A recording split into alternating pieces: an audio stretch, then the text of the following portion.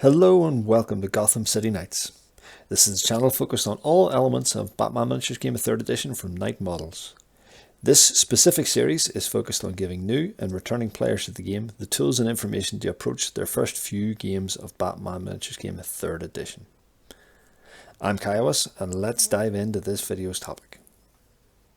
So you're a returning player, or a lucky beneficiary of a cut price collection on eBay, or simply you've just fallen in love with a particular sculpt from the earlier editions of the game. But are these models legal, viable, or even playable in Batman 3rd Edition? Let's dig in. So are these models legal, viable, or even playable? Well, the short answer is yes to at least one of those questions. Let's look at legality. Legality is only ever going to come into play if there is actually a Knight Models sanctioned tournament. So if you're just playing at home or playing with friends, don't worry about legality. Next, we'll look if the miniature is playable. Absolutely, they're playable. First edition and second edition miniatures came with a card just like third edition miniatures do. In order to use a first edition or second edition miniature in third edition, we'll have to translate the cards. So let's look at a first edition card. The first edition cards looked a bit like this, were more like a card leaflet which folded in the middle.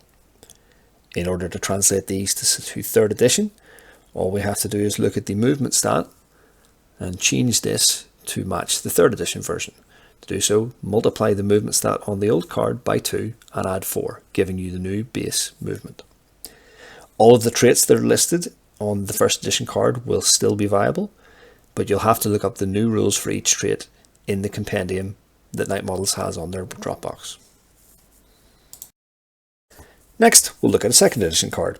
The second edition cards are more like the third edition cards in the fact that they're about the same size, and they were printed with rules on the front and the back instead of the folded leaflet version in one at first edition. Again, you'll need to translate the movement stat to third edition standards.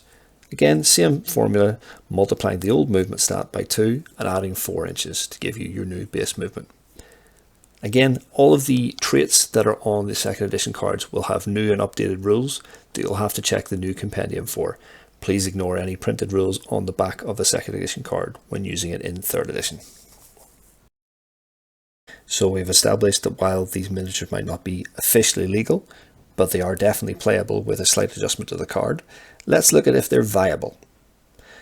As with any game, there has always been power creep in the Batman Miniatures game, where the types of miniatures could maybe be cheaper than the old ones or do more for the same amount of points.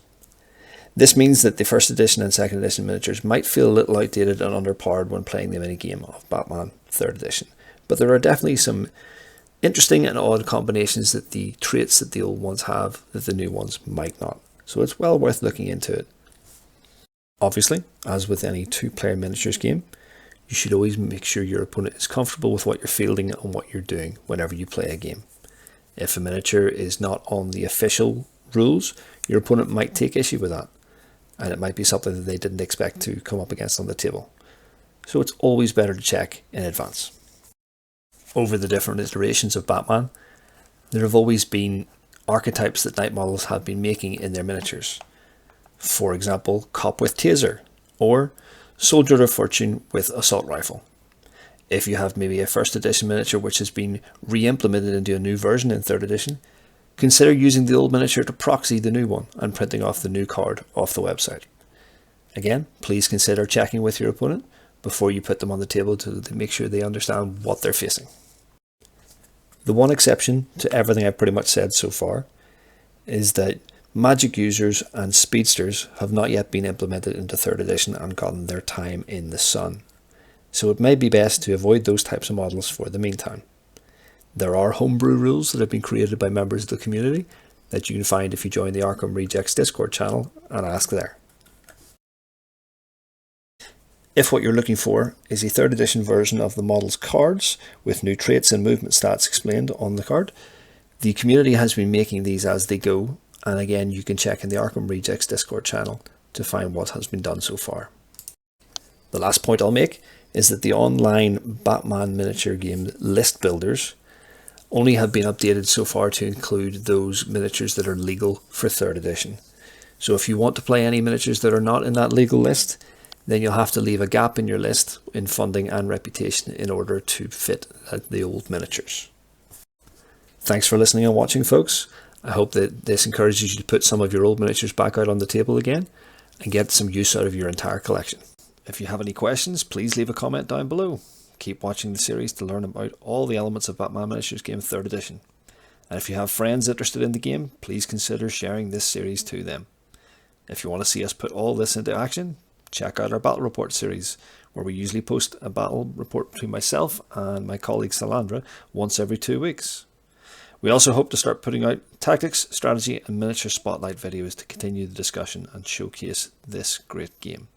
Don't forget to like and subscribe to keep up with our content, and we'll see you next time.